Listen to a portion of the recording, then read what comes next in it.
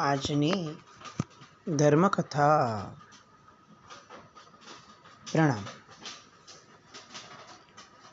ધર્મકથા અંતર્ગત આપણે પૂર્વભવ અને પૂર્વાપર સંબંધોની વાતોને જોઈ રહ્યા છીએ. કેટલાક વ્યક્તિઓના પૂર્વજન્મો અને અંતિમ ભવની અંદરમાં અથવા જે ભવ આપણને ખ્યાલમાં છે તે ભવની અંદરમાં એના થયેલા પરિણામો, એ બંનેના આધારે આપણે એ સમજી રહ્યા છીએ કે કરેલી એક પણ પ્રવૃત્તિઓ નિષ્ફળ નથી. શુભ અને અશુભ બંનેના ફળો એ નિશ્ચિતપણે મળવાના જ છે. અને એનાથી પણ આગળ વધતા આપણે સમજી રહ્યા છીએ કે ફક્ત બાહ્ય પ્રવૃત્તિ એવું નહીં, એક મનનો નાનકડો વિચાર પણ જીવને એનું ફળ આપ્યા વિના રહેવાનો નથી. એટલે આપણે સામાન્ય વિચાર પણ બહુ જવાબદારી અને ગંભીરતાપૂર્વક કરીએ તો મનુષ્ય તરીકેનું આપણું સંજ્ઞીપણું જે છે એ સાર્થક ગણાય. આડેધડ વિચારો કરવા, આડેધડ શબ્દો બોલવા, આ બધું ભવાંતરમાં આપણને જે આડેધડ આપશે ત્યારે એ અસહ્ય હશે એ તો બરાબર, પણ અવિરત હશે એ પણ એટલું જ વિચારવા જેવું છે. ચાતુર્માસનો પ્રારંભ થયો છે. આપણે બધા મહાત્માઓની સ્થિરતાને પામ્યા હશું. લગભગ આપણામાંના બધા એવા બળભાગી હશે ઘણા બધા કે જે લોકોને સાધુ ભગવંત સાધ્વીજી ભગવંતોની નિશ્રા પ્રાપ્ત થવાની હશે આવતા 4 મહિના સુધી. પરમાત્મા આપણને 12 મહિના આપણા જિનાલયમાં મળી શકે, પણ ગુરુ ભગવંતને પામવાનું સૌભાગ્ય 12 મહિના માટે આપણા સૌનું હોતું નથી. એવા સમયે આ જે 4 મહિના છે કે જેમાં સ્થિરતા મહાત્મા પોતાના આચાર માટે કરવાના જ છે, એ 4 મહિના આપણી માટે કેટલા ઉપકારક બની શકે એવો અનુભવ આપણા બધાનો હશે જ.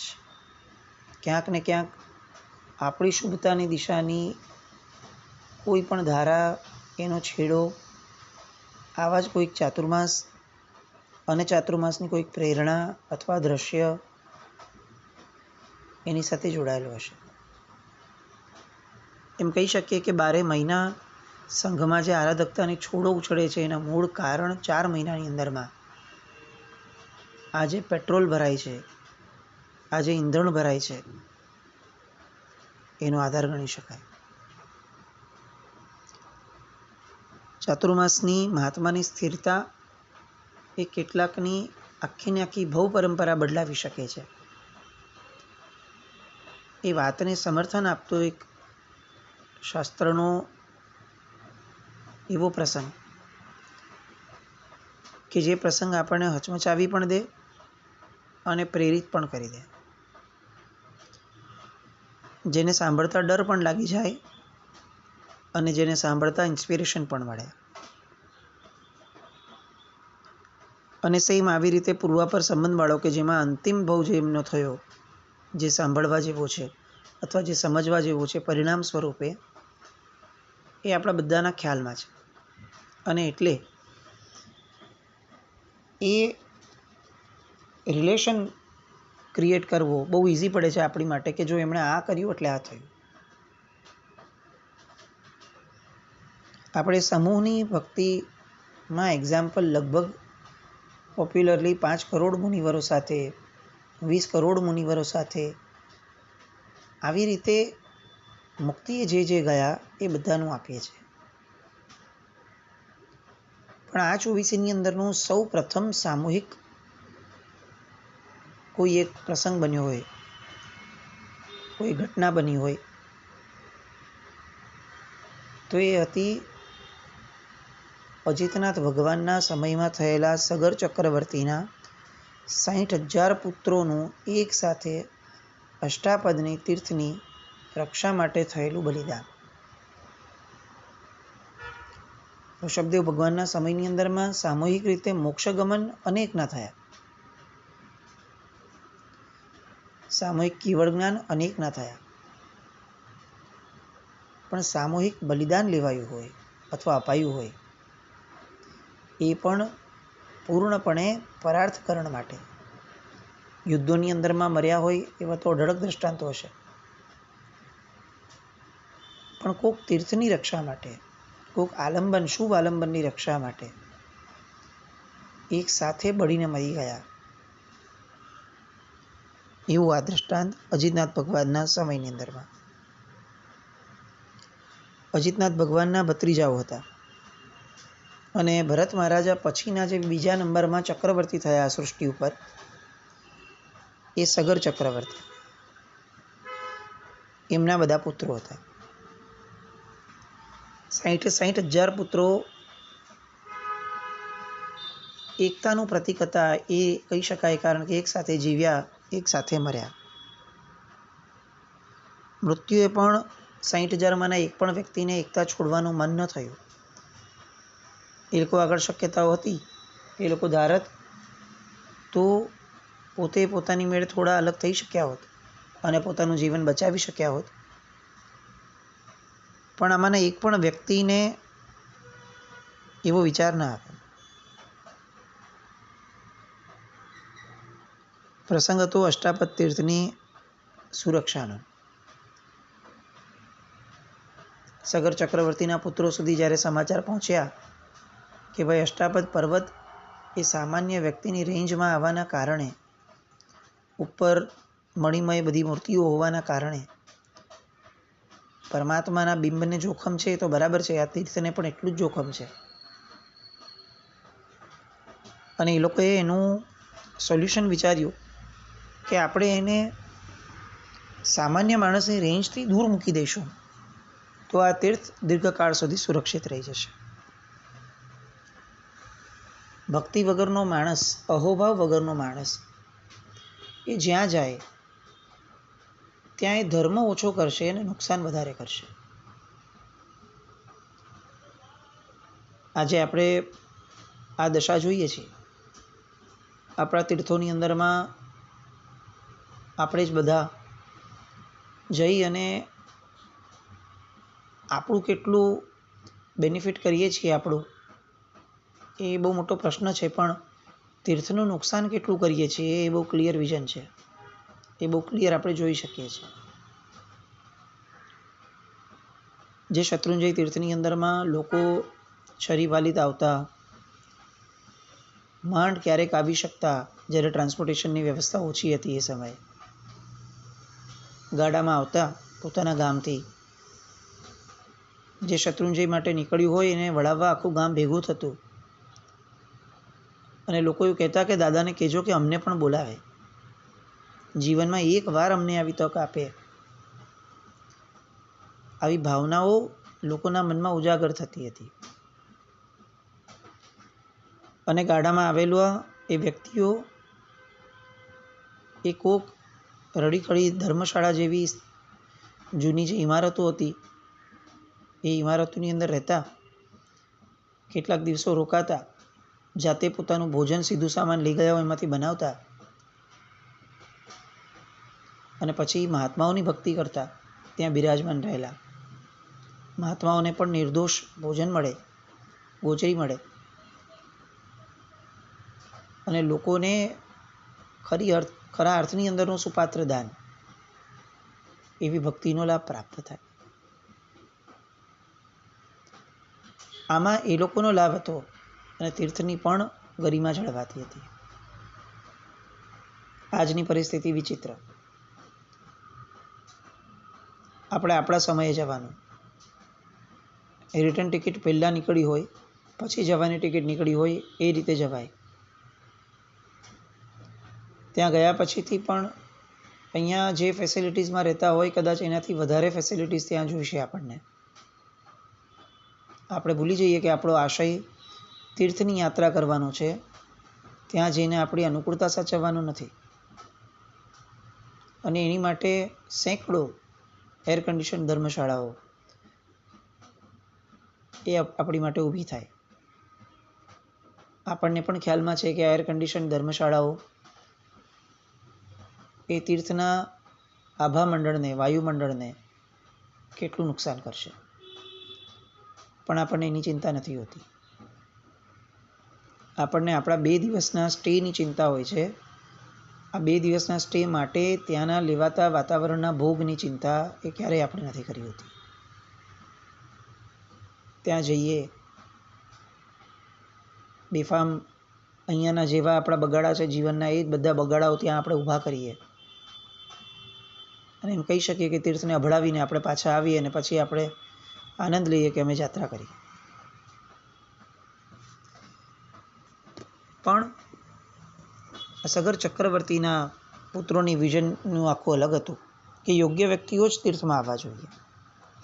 અને એટલે એમણે અષ્ટાપદ તીર્થને સુરક્ષિત કરવા માટે અષ્ટાપદજીની આજુબાજુમાં ગંગા નદીનો પટ જે હતો એના ખાઈની ઘેરામાં એને મૂકી દીધો. આખી ગંગા નદીના વહેણને ઉલેચી અને અષ્ટાપદ તીર્થની આજુબાજુ ખાઈ બનાવી દીધી. હવે આ ખાઈ એટલી ઊંડી બનાવી તીર્થભક્તિના ભાવમાં કે છેક નીચે રહેલા નાગકુમારના દેવો ત્યાં સુધી આ વસ્તુ પહોંચી ગઈ. ચક્રવર્તીના પુત્રો જે શક્તિઓ કેટલી હોય. અને આ નાગકુમાર દેવોએ પોતાના સ્થાનનું આટલું બધું નુકસાન થયું, પોતાનું અવમાન થયું, પોતાને તકલીફ પડી, એ સહન ન થતાં એમણે 60,000 પુત્રોને એક સાથે બાળી નાખ્યા. આ 60,000 પુત્રો એક સાથે કેમ બળ્યા હશે? આવો પ્રશ્ન આપણને થવો જોઈએ. હવે એ પ્રશ્નની ભીતરમાં જવાનો પ્રયત્ન આજે કરીએ. પૂર્વના અનેક ભવો એવા થયા કે જ્યારે આ 60,000 લોકો થોડા થોડા કરીને એકબીજા સાથે કેટલાક ભવો વિતાવતા હતા. એ ક્યાં અન્ય રીતે એકબીજાને મળતા હતા, શુભ અને અશુભ આચરણ કરતા હતા. એક ભવ એવો આવ્યો કે જ્યારે 60,000 ભાઈઓ એક સાથે મનુષ્ય જન્મ પામ્યા એક જ ક્ષેત્રમાં અને બધા ભિલ્લ બન્યા. જન્મથી હિંસક સંસ્કારો શીખ્યા, યુવાન થયા. આ 60,000 ભિલ્લોએ એકબીજા સાથેની મૈત્રી બાંધી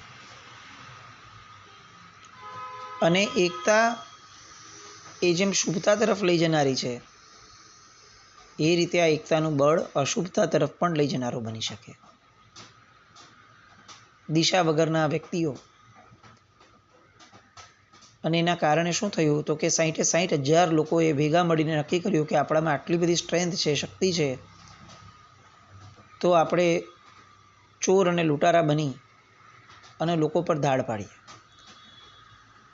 આટલા બધા સમૂહમાં છીએ તો આપણા કાર્યો વધુ સફળતાને પામશે એવું વિચારી અને લોકોએ લૂંટારુઓની એક ટોળી બનાવી. હવે દૂષણો છે ને એ ક્યારેય રિટેલમાં નથી આવતા, એ હોલસેલમાં આવતા હોય છે. ગુણોને લેવા હોય તો એ રિટેલમાં આવે, પણ દોષો એ તો હોલસેલમાં આવે.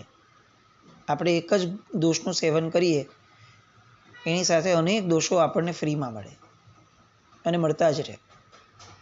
અને જો આપણી જાગૃતિ ઓછી હોય તો એકમાંથી બીજો, બીજામાંથી ત્રીજો, ત્રીજામાંથી ચોથો દોષ ક્યાં આવી ગયો આપણા જીવનમાં એ વિચારવા માટે પણ આપણે સમય ન કેળવી શકીએ. ચોરી માટે ભેગા થયેલા આ બધા ભિલ્લો એ હવે આગળ વધતા વધતા પરનારી સેવનથી માંડી, પરધનનું હરણથી માંડી અને એટલા બધા વ્યસનોમાં ગળાડૂબ બની ગયા કે એમની વિચારણામાં શુભતા જ ન બચી. એક તો જંગલની દુનિયા, પહાડીઓની વચ્ચે જાણે આખું એક નગર વસાવી લીધું હોય એવું, અને એમાં પણ કોઈ શુભ વ્યક્તિનું આગમન પણ ન થઈ શકે એ રીતનો ઘેરો. અનેક ગરીબ મનુષ્યો, જીવન જીવનારા મનુષ્યો ત્યાંના, એ લોકોની અવરજવર રહેતી. પણ આ જે પ્રદેશ હતો એ પ્રદેશની અંદરમાં હકુમત આ ભિલ્લોએ પોતે જમાવી લીધી. પ્રસંગ એવો બન્યો કે એકવાર બદ્દિલપુરથી શત્રુંજય તીર્થનો ચરીપાલિત સંઘ નીકળ્યો. કોઈ ભાગ્યશાળીઓએ, ધનિક સંપત્તિએ સંઘ કઢાવવા દ્વારા સંસાર સાગરથી તરવાનું નક્કી કર્યું અને પોતાની અફાટ સંપત્તિને એણે ધર્મની અક્ષય ગંગામાં વહાવવાની શરૂ કરી. હવે બદ્દિલપુરથી શત્રુંજય જતા રસ્તામાં આ ભિલ્લોનો એરિયા એ વચ્ચે આવતો.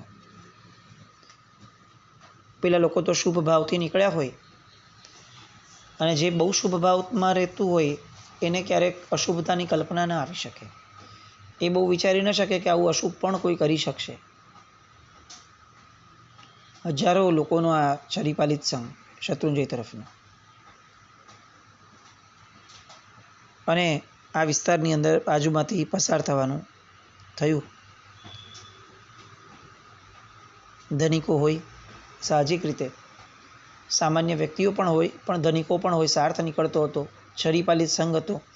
આ પહેલાંનો જમાનો હતો, અત્યારનો જમાનો નથી કે જેમાં એક દિવસ ને 2 દિવસ માટે પણ જઈને સંઘપતિ બની અને માળ પહેરીને આવી જવાય. લોકો આખો ને આખો સંઘ ભેગો રહેતા અને પોતાને સંપત્તિને પણ બહુ સારી રીતે શત્રુંજય માટે અને શત્રુંજયના આવા ચરીપાલિત સંઘો માટે લોકો વહાવતા. કોઈ એક વ્યક્તિ લાભ લે છે તો ચાલો આપણે એને લાભ આપીએ, એવા ભાવો એ સમય નહોતા રહેતા. જોડાતા, પણ સાથે પોતે પણ કેટલુંક ધન લઈને જતા કે આ બધાની ભક્તિનો આપણે પણ લાભ લઈશું, તકતી લગાડ્યા વિના, જાહેર કર્યા વિના. આ એવો જમાનો હતો. એટલે બધા પાસે ધન રહેવાનું, આભૂષણો રહેવાના, પોતાના જીવનની કેટલીક મૂડીઓ લઈને ગયા એટલે આ બધું રહેવાનું. આ 60,000 ચોરોને ખબર પડી કે આવો એક ચરીપાલિત સંઘ આવવાનો છે અને બધાના મન લલચાયા. આમ પણ બધાના મનમાં એ સમયે ભગવાન તો બેઠેલો હતો નહીં, એટલે બેઠેલા શૈતાને હવે પોતાનું વરવું સ્વરૂપ આ બધાના મનમાં વિકૃતિના સ્વરૂપે ભરી દીધું. કોઈ પણ ભોગે આ લોકોને લૂંટી લઈએ. હજારો લોકો છે, ભણ્યાઓ છે, શું નહીં લાવ્યા હોય એ પ્રશ્ન છે. આપણું તો જિંદગીનું દળદર ફીટી જશે. કોક બોલ્યું, કેટલાક બોલ્યા અને બધા એમાં જોડાયા અને બધા જ એક સાથે આ બધી વસ્તુઓની અંદરમાં કઈ રીતે કાર્યરત થવું એની યોજના કરવા લાગ્યા. ત્યારે એમાં એક કુંભાર જેવો વ્યક્તિ હતો, ભિલ્લ.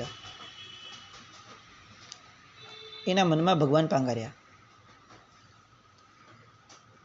એ લઘુકર્મી હતો. એને થોડા સદવિચારો આવ્યા અને એણે પોતાના આ 60,000 સાગરીતોને રોક્યા અને કીધું કે મિત્રો, આપણે જીવનમાં અનેક પાપો કર્યા છે, અનેક લોકોને લૂંટ્યા છે, પણ આ ધર્મસંઘ છે. ધર્મસંઘને આપણાથી નુકસાન ન કરાય. આ બધા કેવા સારા ભાવોથી નીકળ્યા છે, સારા લક્ષ્યથી નીકળ્યા છે, છેક ક્યાંથી નીકળ્યા હશે, છેક ઋષભદેવ ભગવાનને ભેટવા, એ લોકોના ભગવાનને ભેટવા જવાનું વિચારતા હશે. આવો ધર્મસંઘ, એને લૂંટીને આપણે કેટલું પાપ બાંધશું. લૂંટારું છીએ તો પણ એક માપ હોવું જોઈએ. પણ ના, લોકોને આ કુંભારની વાત મનમાં ન બેઠી. એ લોકોએ આ કુંભારને હકેલી દીધો કે ભાઈ તું નીકળ, તું જોઈએ જ નહીં અમને. એકતા એ જેમ સાર્થકતા આપનારી બની શકે, એમ આવી બધી એકતાઓ એ ક્યારેક નુકસાન કરનારી પણ બની શકે. એટલે એકતા કરતાં પહેલાં આપણે નક્કી કરવું પડે કે આપણે સારી વસ્તુઓ માટે એક થઈએ છીએ કે નબળી વસ્તુ માટે. કારણ કે જે આશ્રવનું સ્થાન છે એ જ સંવરનું પણ સ્થાન છે, અને જે સંવરનું સ્થાન છે એ આશ્રવનું પણ સ્થાન છે. જે શસ્ત્રથી રક્ષા કરી શકાય એ જ શસ્ત્રથી ઘા પણ કરી શકાય છે. આપણી એકતા એ રક્ષાની છે કે ઘાની છે, એ આપણે સમર્થન આપતા પહેલાં વિચારવું જોઈએ. અહીંયા સાઈટે 60,000 લોકો હવે પૂર્ણ સજ્જ છે આ આખાને આખા છરીપાલિત સંઘને લૂંટી નાખવા માટે. પેલો કુંભાર એને આ બધાએ ભેગા મળી અને પોતાના ક્ષેત્રથી બહાર એને ધકેલી દીધો. એ કુંભાર આગળ વધતા પછીના ભવોની અંદરમાં, પછીના અનેક ભવો થયા, એ પછીના અનેક ભવોની અંદરમાં સુકૃતોના પરંપરાને પામતા પામતા સગર ચક્રવર્તીનો જીવ થયો. અને આ 60,000 ભીલો એ હવે શું કરે છે અને એનું પરિણામ શું આવે છે, અને આખી વાર્તાને ચાતુર્માસ સાથે શું લાગે વળગે, કોઈ મુનિ મહાત્માનું ચાતુર્માસ પ્રાપ્ત થાય એની સાથે આ પ્રસંગને શું લાગે વળગે છે, એ બધી વાતને સમજવા આવતીકાલે ફરીથી મળશું. જીના જ્ઞાવૃત કંઈ પણ બોલાય તો મિચ્છામિ દુક્કડમ. જૈનમ જયતિ.